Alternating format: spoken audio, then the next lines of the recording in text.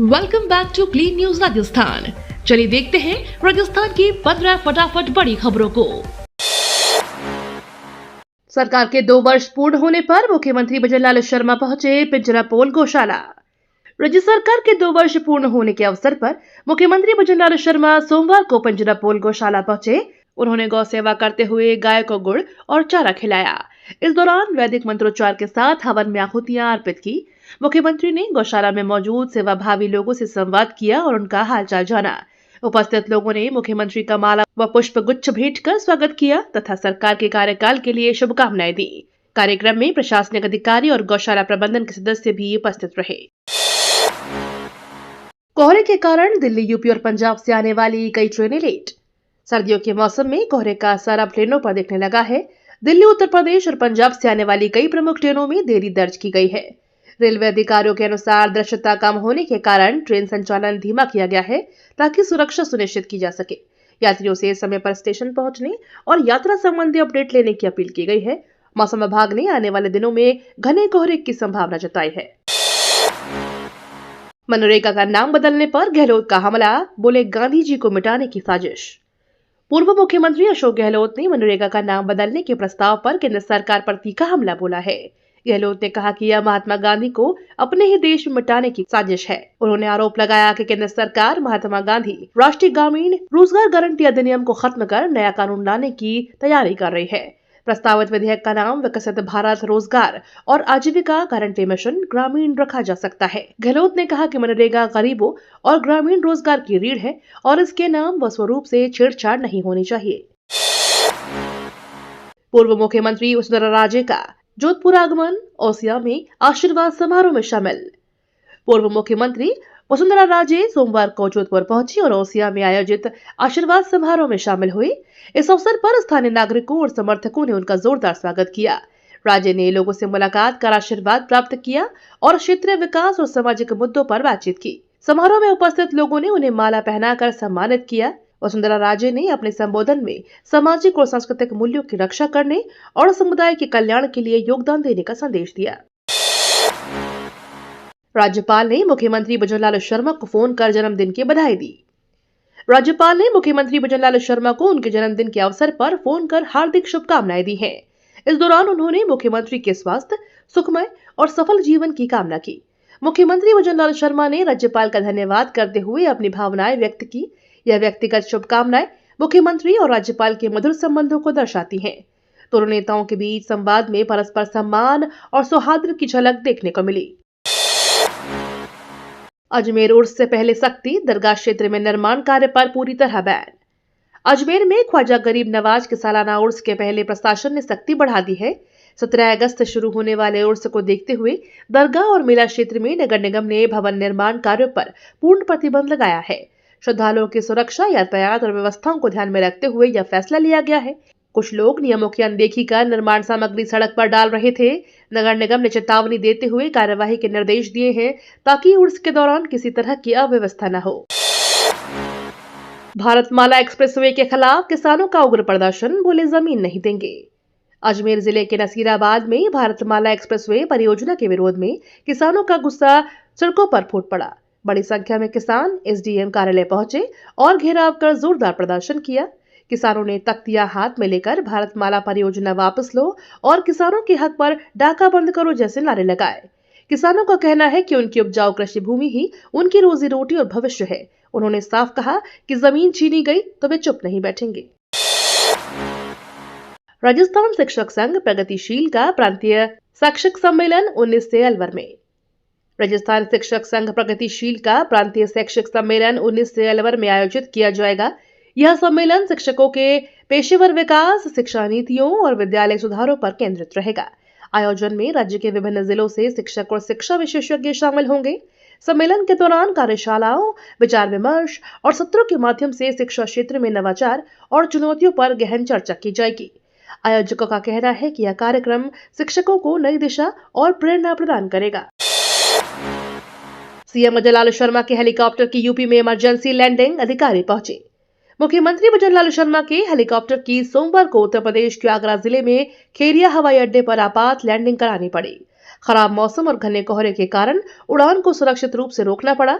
सूचना मिलते ही प्रशासनिक और सुरक्षा अधिकारी मौके पर पहुंच गए और स्थिति का जायजा लिया। मुख्यमंत्री को करीब 1 घंटे तक हवाई अड्डे पर इंतजार करना पड़ा। बाद में मौसम में सुधार होने पर आगे की यात्रा की व्यवस्था की गई। अधिकारियों ने बताया कि यह कदम पूरी तरह से सुरक्षा को ध्यान में रखते हुए उठाया गया। बीकानेर में 5वां अंतर्राष्ट्रीय फिजिक्स सम्मेलन, 9 देशों के 200 वैज्ञानिक शामिल।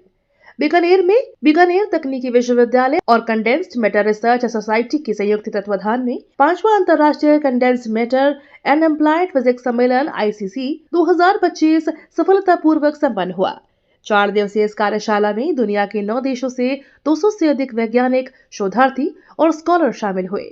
सम्मेलन में आधुनिक शोध, नई तकनीकों और वैज्ञानिक नवाचारों पर गहन चर्चा हुई। विशेषज्ञों ने इसे विज्ञान और शोध के क्षेत्र में ज्ञान साझा करने का महत्वपूर्ण मंच बताया। सौंकिया फार्म्स में JSG स्पार्कल मेला 2.0 ने बढ़ाई उत्सव की रौनक।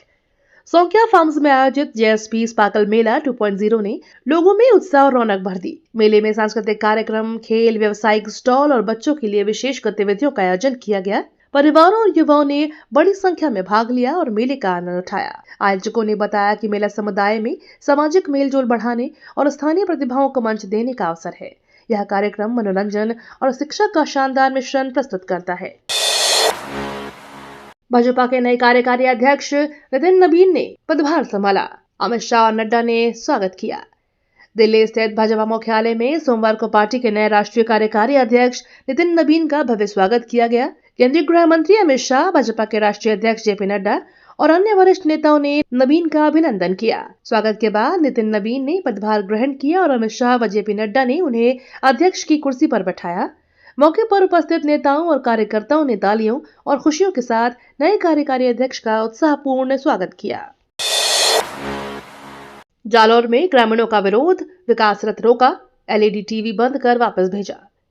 जालौर जिले की आहोर विधानसभा के सांकरना गांव में भाजपा सरकार की उपलब्धियों के प्रचार के लिए पहुंचे विकास रथ का ग्रामीणों ने विरोध कर दिया। ग्रामीणों ने क्षेत्र में विकास कार्यों के अभाव का आरोप लगाते हुए रथ को रोक लिया और उस पर लगी LED टीवी बंद कर दी। नाराज ग्रामीणों ने कहा कि सिर्फ प्रचार से विकास नहीं होता। विरोध के बाद विकास रथ को वापस भेज दिया गया। इस दौरान ग्रामीणों ने तीखे शब्दों में कहा कि रोते घूमते से भाजपा की सीट नहीं आएगी। घटना से क्षेत्र में राजनीतिक हलचल तेज हो गई है। MNIT अभिभावक संघ ने भारत रिन्यूएबल एक्सपो 2026 आयोजन रद्द करने की मांग की। MNIT अभिभावक संघ ने भारत रिन्यूएबल एक्सपो 2026 के आयोजन के खिलाफ विरोध जताया है। संघ ने कहा कि आयोजन परिसर में शांति और सुरक्षा पर असर डाल सकता है और छात्राओं के अध्ययन वातावरण को प्रभावित कर सकता है। उन्होंने प्रशासन से तुरंत इस आयोजन को रद्द करने की मांग की है। अभिभावकों का कहना है कि छात्रों की पढ़ाई और संस्थान की शैक्षणिक माहौल प्राथमिकता होनी चाहिए। प्रशासन ने अभी इस पर कोई आधिकारिक प्रतिक्रिया नहीं दी है। राजस्थान विधानसभा में युवा सांसद छात्रों ने मानसिक स्वास्थ्य और करियर मुद्दों पर रखी आवाज। राजस्थान विधानसभा के ऐतिहासिक सदन में सोमवार को युवा संसद का अनूठा आयोजन हुआ। प्रदेश के 41 जिलों से आए 164 स्कूली छात्र छात्राओं ने विधायक, मंत्री और अध्यक्ष की भूमिका निभाते हुए गंभीर विषयों पर बहस की। सत्र में कोचिंग संस्कृति का दबाव, प्रतिस्पर्धा का तनाव, नशा और मानसिक स्वास्थ्य जैसे मुद्दे प्रमुख रहे। इस दौरान प्रत्येक स्कूल में मानसिक स्वास्थ्य और करियर काउंसलिंग प्रकोष्ठ स्थापित करने का प्रस्ताव पारित हुआ। विधानसभा अध्यक्ष वसुदेव देवनानी ने युवाओं को लोकतंत्र की मजबूत नींव बताया। पंचायत प्रतिनिधियों के वेतन पेंशन पर राष्ट्रीय सम्मेलन में उठा मुद्दा, राजस्थान की भागीदारी। पंचायत प्रतिनिधियों के वेतन और पेंशन की मांग को लेकर आयोजित राष्ट्रीय सम्मेलन में मुद्दे पर जोर दिया गया। सम्मेलन में राजस्थान से पहुंचे प्रतिनिधि मंडल ने सक्रिय भागीदारी निभाई और व्यवहारिक सुझाव रखे। प्रतिनिधियों ने कहा कि जनप्रतिनिधियों को सम्मानजनक मानदेय और सामाजिक सुरक्षा मिलनी चाहिए। प्रतिनिधि मंडल ने सेवा अवधि के अनुरूप पेंशन, समयबद्ध भुगतान और प्रशिक्षण सुविधाओं की जरूरत बताया। सम्मेलन में विभिन्न राज्यों के प्रतिनिधियों ने अनुभव साझा किए और नीति स्तर पर ठोस निर्णय की मांग की।